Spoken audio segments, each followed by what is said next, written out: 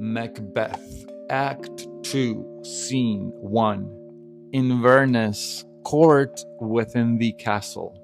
Enter Banquo and Fleant with a torch before him. How goes the night, boy? The moon is down. I have not heard the clock. And she goes down at 12. I take this later, sir. Hold, take my sword. There's husbandry in heaven. Their candles are all out. Take thee that too. A heavy summons lies like lead upon me, and yet I would not sleep. Merciful powers, restrain in me the cursed thoughts that nature gives way to in repose. Enter Macbeth and servant with a torch. Give me my sword. Who's there? A friend.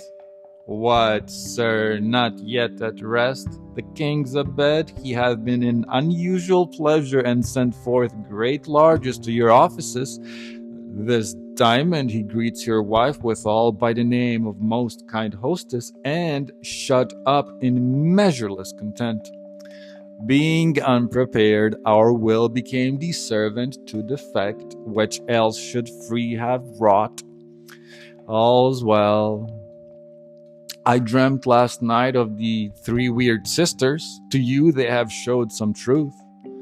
I think not of them, yet when we can entreat an hour to serve, we would spend it in some words upon that business, if you would grant the time. At your kindest leisure, if you shall cleave to my consent, when 'tis it shall make honor for you. So I lose none in seeking to augment it, but still keep my bosom franchised and alliance clear. I shall be counselled. Good repose the while. Thanks, sir. The like to you. Exeunt Banquo and Fleant. Go, bid thy mistress, when my drink is ready, she strike upon the bell. Get thee to bed. Exit servant. Is this a dagger which I see before me? The handle toward my hand. Come, let me clutch thee. I have thee not, and yet I see thee still. Art thou not fatal vision, sensible to feeling as to sight?